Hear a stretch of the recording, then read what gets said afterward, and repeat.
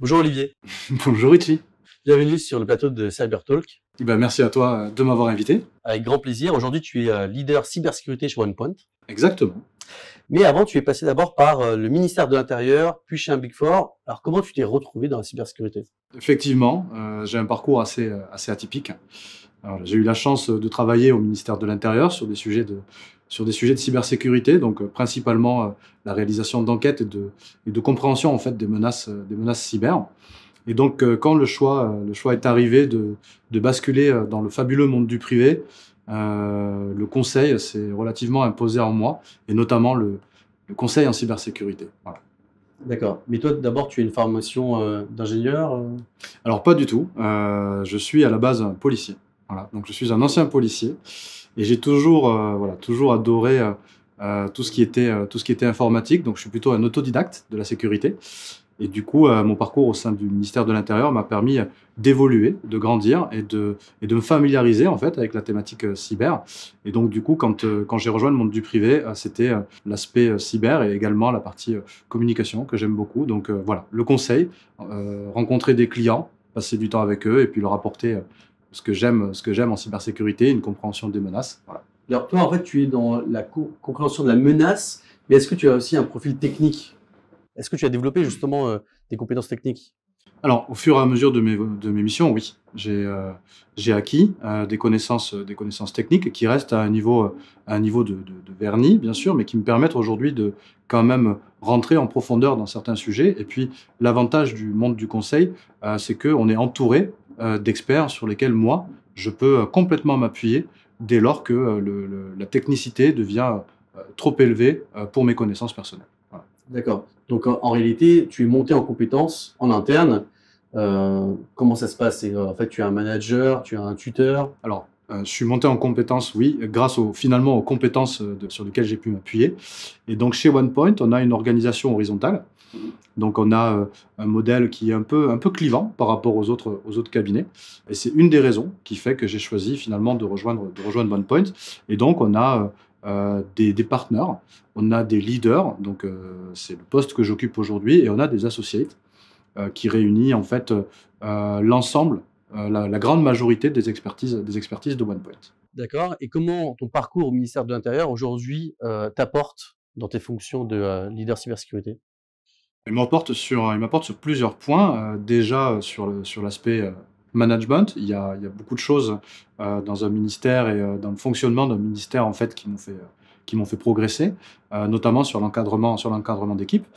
Et puis après, sur les missions aujourd'hui que je réalise au sein de OnePoint, tout ce que j'ai pu apprendre sur les cybermenaces me permettent d'apporter une vraie plus-value auprès de mes clients.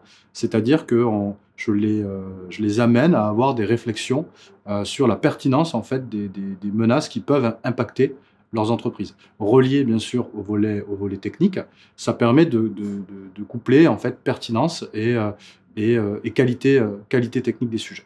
D'accord. Donc toi, en fait, tu prends le besoin chez le client, tu audites et après tu fais remonter à la partie technique de OnePoint qui après va intervenir?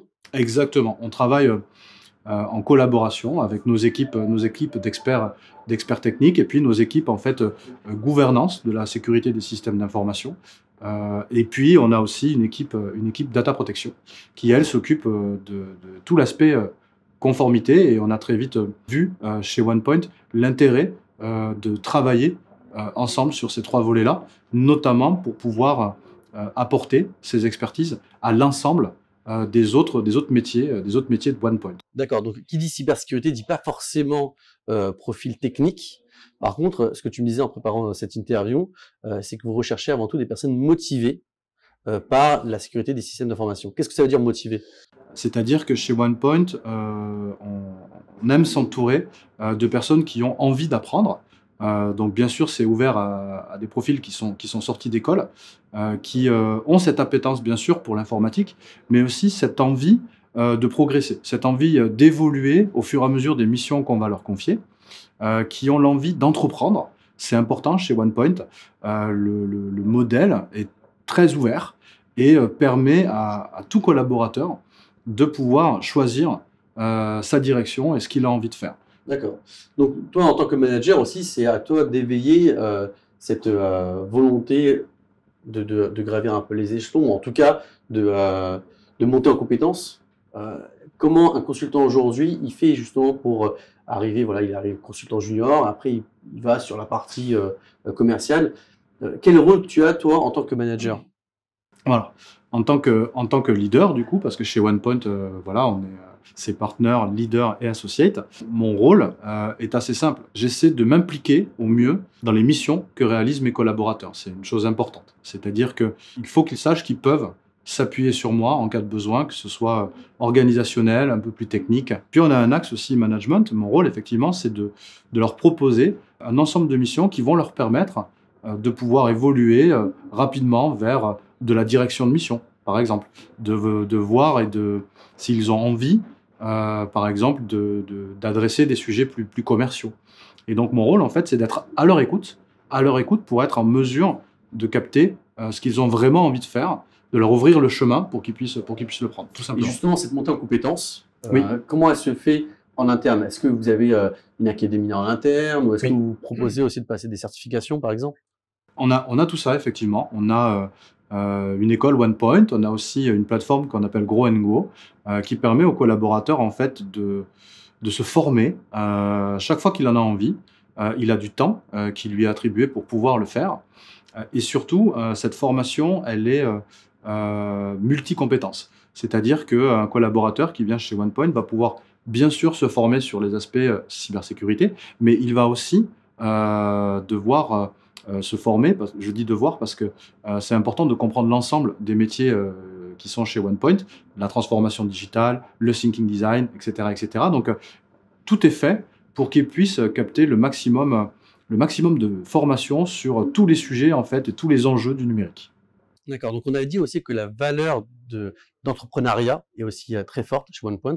Et donc ça rejoint aussi indirectement le sujet de la montée en compétences. C'est aussi donc au consultant d'entreprendre lui-même en interne et de prendre en fait en main sa montée en compétences et sa carrière.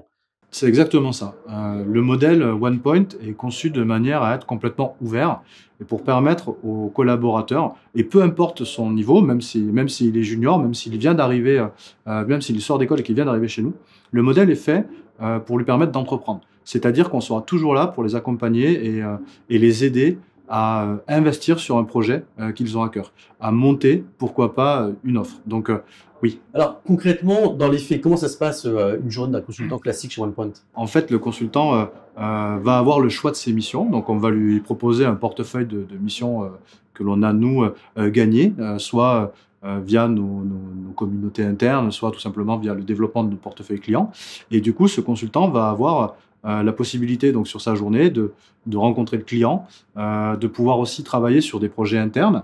On a beaucoup de projets internes chez OnePoint, et donc il va pouvoir, en fait, choisir les sujets qui vont animer sa semaine. Donc, on aura la possibilité de les orienter sur des formations, sur des certifications. On en a parlé aussi tout à l'heure. Donc, chez nous, on a bien sûr l'enjeu cyber est très ouvert, mais pour un consultant qui aurait envie de faire potentiellement autre chose que du cyber, on peut aussi l'orienter sur des certifications ou des formations qui seront plus dans le domaine RH ou voilà, tout ce qui peut être ouvert, en fait, pour le bien-être du collaborateur. Si c'est les consultants qui choisissent eux-mêmes leur mission, à un moment donné, forcément, il y a des missions qui sont peut-être un peu moins attractives. À un moment donné, comment ça se passe justement pour allier les envies du collaborateur et les besoins clients en face? C'est une très bonne question. C'est un équilibre. C'est un équilibre à trouver avec le collaborateur. Les collaborateurs avec qui on travaille ont tous une conscience professionnelle, bien évidemment. Et donc, du coup, ça arrive rarement qu'un collaborateur refuse de faire une mission parce qu'on essaie toujours de se donner le choix et la possibilité, parce qu'on est aussi proche de nos collaborateurs. On sait ce qui les motive, on sait les missions qu'ils ont envie de faire. Et du coup, naturellement, notre portefeuille s'oriente de manière à pouvoir satisfaire et faire monter en compétence nos collaborateurs. Donc, tout ça se met en place naturellement. Voilà, Donc toi, en fait, tu prends le besoin chez le client auprès du c'est RSSI, du ça. DSI, et après, tu prends ce besoin et qu'est-ce que tu en fais? Une fois qu'on a bien compris le besoin, donc on a été à l'écoute du client, on va lui proposer un dispositif ou une expertise qui correspond à ce besoin-là. Et en fait, c'est la force, en fait, de OnePoint, c'est qu'aujourd'hui, on a beaucoup d'expertise et on va essayer de proposer les profils qui correspondent le mieux aux besoins du client. Alors, d'une part, pour ses compétences, les compétences du profil, mais aussi par la motivation du collaborateur. Plus le collaborateur va être motivé pour faire cette mission-là, alors soit parce qu'il maîtrise le sujet, soit parce qu'il a envie de monter en compétence sur le sujet, auquel cas il pourra aussi bénéficier de certifications qui vont lui permettre de renforcer ses capacités pour pouvoir aider le client. Donc cette deuxième étape, c'est surtout du management en interne. On va choisir quel est le talent, qui est le plus à même de répondre, à ce besoin client. Mais en fait, on va le choisir selon, les compétences techniques, mais aussi la motivation. Et donc Exactement. on revient sur cette idée de motivation chez OnePoint. Un consultant motivé par le sujet qu'on lui propose sera le mieux placé pour pouvoir être au plus proche du client et remplir sa mission à bien. Mm. D'accord, donc là, on vient de voir qu'on va chez le client, on prend le besoin. Ensuite, on va choisir le talent en interne qui répondra le mieux à ce besoin-là. Et ensuite, quelle est la dernière étape? La dernière étape, et c'est pour moi une des plus importantes, que le consultant puisse accompagner le client tout au long de la mission, mais surtout que nous, on soit présents à la fois pour le client et à la fois pour le consultant. C'est le rôle chez OnePoint du directeur de mission qui, lui, va devoir s'assurer que tous les livrables sont conformes aux exigences du client, mais surtout, le consultant est suffisamment épaulé, que ses compétences puissent être enrichies s'il y a besoin, pour proposer, capable de proposer un rendu de qualité. Donc pour terminer sur les valeurs de OnePoint, alors l'authenticité, c'est une valeur forte. Est-ce que tu peux nous en dire plus?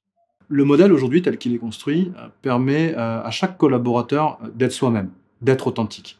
C'est-à-dire que chaque collaborateur chez OnePoint peut exprimer, on parlait de sa journée, de sa journée quotidienne tout à l'heure, chaque collaborateur peut exprimer ses envies. Chaque collaborateur peut exprimer ses difficultés. Chaque collaborateur peut être soutenu soit par les leaders, soit par notre communauté RH. Chaque collaborateur peut en fait choisir le parcours qui lui correspond. Un collaborateur qui a envie d'être très technique va pouvoir évoluer chez OnePoint parce que le processus lui permet. Un collaborateur qui aura envie de se frotter à cet exercice de la réponse commerciale va pouvoir le faire. Il aura toujours la possibilité, tout en restant lui-même, de pouvoir évoluer et de pouvoir s'épanouir. Et c'est quelque chose que mon expérience du conseil m'a montré qui était assez rare. On est souvent mis dans une case et c'est souvent difficile d'en sortir, pas chez OnePoint.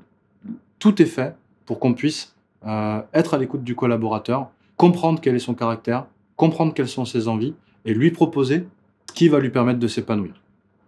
Merci Olivier. Ben, merci à toi, Richie. Et on retrouve OnePoint sur CyberJobs. Avec plaisir.